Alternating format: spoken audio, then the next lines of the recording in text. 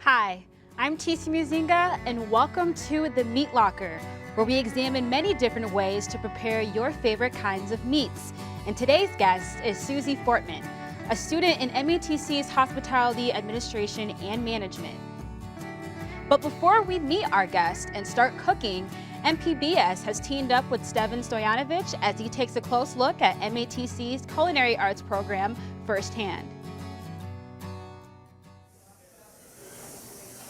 Cooking is an art, and nobody at MATC knows this better than the students and instructors of MATC's Culinary Arts program. It's an expression like painting or drawing or singing or playing music. So you can be very artistic with food, be colorful, be innovative, be doing things that are different. There are many variations of artists, and there are many variations of chefs. Cooking is an art form, but it's also a great way to make a living, too. Developed between the 1920s and the 1930s, here students are trained into cooking, baking, and managing restaurants. While instructors prepared the students to work in the kitchen, they are also taught on how to run restaurants as a whole. Students don't have to be in a restaurant, but we encourage them to look for a job in a restaurant. That's what we're teaching you. We're teaching you a trade that you would someday cook in a restaurant. Get field experience, or start looking for a job while you're here. So the techniques we're teaching you aren't necessarily techniques that we want you to use at home every day, but out in the restaurant field. Chef Moran also gives us a brief look at what the students make in the program. Students start learning the basics, learn how to cook eggs, how to chop vegetables, and then we move into cutting up meat, so they learn how to prepare proteins. And then seafood, they'll put all their techniques together, make a sauce, make a chicken breast, make a rice dish, pastries, and bread, vegetable. Something you would see in a plated restaurant. We do a lot of variety of meats. We do things like lamb, we do beef, pork, we do steaks with sauce. Sometimes they have other varieties of proteins, but typically it's lamb or pork or beef or chicken. Something like a beef, ground beef and spaghetti for a spaghetti sauce is one of the easier things for someone to learn how to do. Cook onions and garlic and ground beef in a pan until it browns, and drain it off and add tomato sauce. Cook your pasta and you got a great meal. If one is interested, anybody can join the program and inspire to become a cook, and later a chef in the culinary business. While success is anticipated by instructors for their students, experience is the most important part of being a student in the Culinary Arts program. Anybody can do it. My biggest thing is about learning the basics, but the passion of being a cook, passion of loving what you do, passion to learn. We're all continually learning. So I want to see their desire to try new things, to taste new things, and to develop their palate and develop their experience. I think love for cooking and being passionate about it is what I want them to take away. So that's what I try to encourage them to be, love what they do. Thanks, Devin. And now joining us today is Susie Fortman, a student of MATC's Culinary Arts program in Hospitality Management, who will be preparing a delicious dish for us with assistance by yours truly. How are you? I'm good. I'm glad to be here. Yeah, awesome. Okay, so before we get started, tell us a little about yourself. Well, I'm originally from Hartford, Wisconsin. Here. I'm currently in the Hospitality Management Associate program, and I'm in my 3rd semester now, so I have one more semester to go, and then I'll finally get my degree. Have you always been involved with food, or? Yes, actually, I've been working in the industry since I was 12, so a little over 15 years now. I started working at a mom and pop bake shop in my hometown called Granddad's Bakery as a dishwasher, and I've been working my way, trying to make my way up the chain ever since. Okay, very nice. So what are we gonna prepare? What are we preparing today? Well, today we're going to be doing a little Wisconsin classic. It's going to be a hearty corned beef Reuben sandwich with a sweet and spicy Russian sauce, as well as like an apple included sauerkraut that's going to go along with it to add a little bit of extra flavor. And then it's going to have a creamy cucumber salad to go along with that on the side, which is a little bit lighter than all the dressings and the meat that's going to go along with the sandwich. All right, let's get started. All right, so, well, we're going to start off with the salad first, because that way we can incorporate that and have it kind of marinate a little bit, and that way we can put it in the fridge and it can cool down a little bit. So what you're going to need to do is grab yourself a cucumber. It's going to have cucumbers, onions, fresh dill, sour cream, and salt and pepper, and it's a pretty simple recipe. Okay. So what you're going to want to do is make thin slices on a biased or a diagonal base. It makes it look a lot better for presentation-wise. You're going to want to do about half the cucumber. Well, we'll do a quarter just for the plate, so we can have a single serving. So if you want to cut this up on a diagonal base, and we'll see how it goes. Wish me luck, all right? Yeah, and then I can get all the other ingredients ready. And how many am I doing? Just like... Go about a little over, do about 8 more slices, and then we should be good. All right, let's pray to God I don't hurt myself. And what are you preparing? You're doing the... I'm getting everything ready to go for the actual sauce or the dressing that goes along with it. And that's going to be a little bit of apple cider vinegar, the sour cream, which is going to be a tangy, sweet, lighter feel, because a lot of times people, when they make cream-based sauces, it gets a little heavy. Okay. And I like mine a little bit lighter. So we have, apple cider, sour cream, and then we're going to use kosher salt and pepper. Nice. All right. So I think this is this okay, we're good? Those are good enough slices. Okay. Am I just putting this in the bowl? Yes. Okay. So if you want to slap those in the bowl, and then we're going to add about a few bunches of the onion, the sliced onion. If you want to add, yes, put those in there. All right, and now what I did forget to get was a spoon, but we'll just add that in separately. We'll make it work. We'll make it work. Yeah. Am I putting this in here as Oh well? yeah, or? like a little poof of dill. There you go. Like that. And we're gonna pour about a half a tablespoon of the apple cider vinegar in. That's gonna give it that tang and that zip to it. Okay. A few dashes of pepper and a few dashes of salt. And how much you're putting half of? Oops. That's a little bit more than you need. This is about, I'd say, a teaspoon, a little less than a teaspoon. Okay. So it's like a little circle in the palm of your hand for inexact measurements. And we're gonna use this. What else do we got? We got The some sour cream. How much are you putting in there? I'm gonna put in about a tablespoon, Okay. and that'll be good for that. Alrighty. And what are we working on next? We are gonna mix this all together first. Do we have any spoons? Do we have any spoons? Do we have any We spoons? don't have any spoons, but we All do. right. We have that. We can use the whip. We can use the whip. Okay. Am I whipping it? Whip it. Try and get that all mixed up. Alrighty. All right. And I'm going to turn this heat on this pan just to get the butter going for the corned beef Reuben. Okay. We're going to put it on about medium-high heat, because too low, the butter's just going to sit there and kind of bubble, and it's not going to give it a nice sear on it. All right. And then do you usually prepare like the night before? The salad you can. The corned beef Reuben, not so much. Not so much? Not so much. What do you do to prepare for it? For the salad? No, for the meat. For the meat, what I'm gonna do once I throw the meat in, Okay. you can do everything in one pan.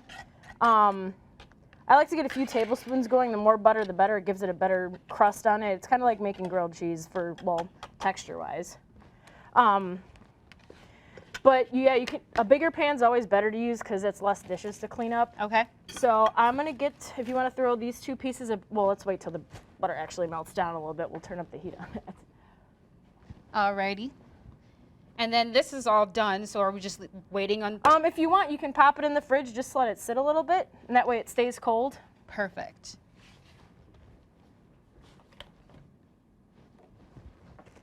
We're gonna get the corned beef Reuben on. So what are we working on right now? This is Okay, the there we corned go. beef. Nice cuts of corned beef from your local deli. All right. And being Wisconsin corned beef, it's almost impossible not to find at a local deli. So pretty much anywhere you go, whether it be a commercial, grocery store, even, you know, a lot of times downtown Milwaukee, they have the really boutique type stores that make their meats in-house. Okay. So we're gonna hope that this thing heats up quick enough. Because we have it at, where do we have it at? No, we have it on high. Right now it's on high just to get that butter going. You'll start hearing a sizzle once it heats up good enough. Is that when I run? I should probably run if it sizzles. All right. Now we are gonna make a Russian sauce. A lot of times when you go to restaurants, it'll be Thousand Island, but traditionally corned beef Reubens are made with Russian sauce, Okay. which is a base of mayo, ketchup, Worcestershire sauce, and a little bit of horseradish. Okay. So right here I have, like, I'd say a quarter cup of mayo, a tablespoon of ketchup. We're gonna put in a few dashes, if you wanna put a few dashes of Worcestershire in there. Alrighty. I think I just broke the cap, so I'm really sorry about that. Oh, that's okay. All right, is that good enough? That's good enough. Okay, I'm starting to hear some sizzling. Yes, there we go. And you can see the butter starting to sizzle a little bit, which means it's getting hot. That's good. We're gonna put just a small dash of the cayenne in it. You can put more in it depending on what kind of heat level you want. Okay. I'm getting a little nervous, I'm not gonna lie. They'll start popping, but all right. And we're gonna put, horseradish is a very powerful thing to use, so just put like a half a teaspoon to a teaspoon in it. Okay. And that also packs in a lot of flavor as well. All right, and if you want to whip this up a little bit, incorporate everything.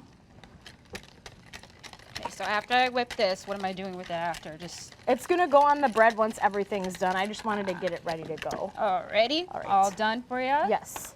And in the same pan, along with the Reuben meat, we can place this, I'd say about 1/8 of a cup to a few tablespoons of the kraut. Okay. All right. I'm gonna wash my hands, Alrighty. rinse them off. All right, it's really starting to sizzle over here. Yes, you wanna sear it off actually a little bit on the meat because that'll bring out some natural sugars in the meats. Okay. And it'll even intensify the flavor even more. Okay. So, what we're gonna do here with these apples, this is what's gonna give it that extra little sweetness punch to it. And a little bit of flavor. Because the apple cider vinegar will also kind of tie in with the apples that are gonna be in the corned beef Reuben. Sure. So, what I'm gonna do is make very small, thin slices. That way they break down in the heat. So we're gonna cut that. And you're gonna put the slices They're gonna go right in there. right in there? Yep. Okay. And you usually just let the meat just sit there? You don't have to like toss it or We're gonna toss it a little bit, Oh, you but are? the Okay. heat hasn't been up high enough for it to get Yeah. that caramelization on the bottom. Got it. Are you okay? It got me. All right. So what we're gonna do now, if you want to toss these bad boys in there, Okay. Hopefully I don't get attacked again. Am I putting it on the meat or? yes, right on top of the whole pile there. Okay. There we go. There you go. And now we can start adding in our bread. And the bread's gonna caramelize a lot, as well, not caramelize, but toast up. Sure. So we're gonna try and It turn smells this. so good. I'm not gonna lie. It's gonna be delicious once I can get this bad boy flipped. All right. All right, so we can move this off to the side a little bit. This will heat up on its own. Once you have the two pieces of bread, like I said, they're gonna toast up. We can move it further on this side of the heat. That way this stuff stays warm, but then the bread keeps toasting. Okay. All right, now if you want to lay on one piece of cheese on each side of the bread, and that will start melting. Okay. And then when does the sauce over there? The sauce, once you get the cheese on, we can put the sauce on as well. Ah. So one slice, Yes. two slices. And then what are we working on next? We're just gonna let that sit? Yeah, we're gonna let that sit, but for now, if you want, we're gonna try and scrape this delicious Russian sauce that we made. So what's the story behind the name of the sauce? Russian Sauce, actually, well, it's part of the Reuben sandwich. I mean, nobody really knows the history about where the Reuben came from. Okay. I mean, it's like any other sandwich. Every great older restaurant, especially on the East Coast. You know, they always say they created the first Philly or we created the first grilled cheese. But in reality, it was all kind of like a compilation of different restaurants and chefs that created this idea, and over time, Sure. it created the Reuben. Nice. Okay. All right, so we're still gonna wait a little bit. The cheese, as you can tell, is starting to melt right now. Okay. All right, what we're gonna do is grab up this mixture concoction that we have. Yum. And This you want to smells so pile good. it really high. I'm going to turn off the heat now. Before it kills me. Before, well, that too, and plus you don't want it the butter to burn, Sure. because once that butter burns, it turns into a really bitter flavor, and you don't want that. Oh, okay. So how long would you say you would have it sit? Just, you know, until the meat's a certain color, or? I usually have it until it gets kind of like a brown color on it. Got it. We can grab our plating plate. And if you want to grab that cucumber salad out of the fridge, I'm on it. and we can start plating these bad boys up.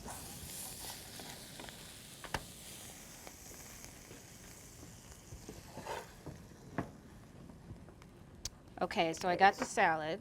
All right, we got the salad. We're gonna cut this baby up. I always try to cut everything on a bias cut. Sure. And why is that? It makes for a prettier presentation. Ah, okay. Ooh, I'm getting excited. And if you want to try and scoot that cucumber salad out of that bowl onto the plates. Sure. Okay, what are we gonna? Oh, We don't have. we don't.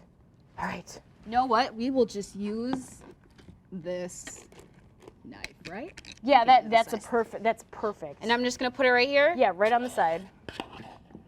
Alrighty. Oh, this looks so good. Okay. Yes. Salad done. Salad is finished. Sandwich is finished. Sandwich is finished, hot and ready to go. And yeah, that's a pretty basic Wisconsin food that you might find at, you know, any local restaurant or pub. But I mean, you can make it at home pretty simple with basic ingredients from local grocery store. Should we take a bite? Yes. Okay. Are you taking a bite with me? Yes. Okay, good. Should have brought forks, but It's okay. Alrighty. Oh God.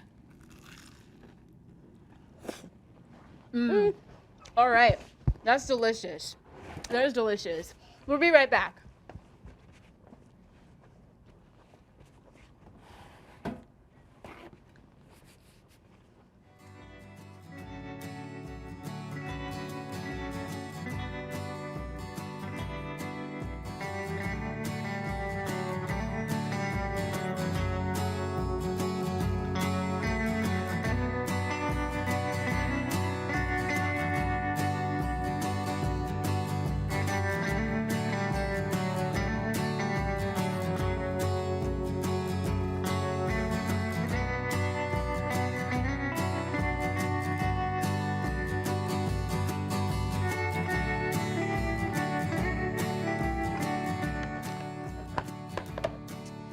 Well, that's all the time we have for today. Thank you for coming and sharing with us, Susie. no problem, anytime. Alrighty. Well, thanks again, Steven Stoyanovich and Chef Brian Moran of MATC's Culinary Arts Department for that segment. And mostly, thank you for watching The Meat Locker. See you next time. Bye. I kind of want to eat more.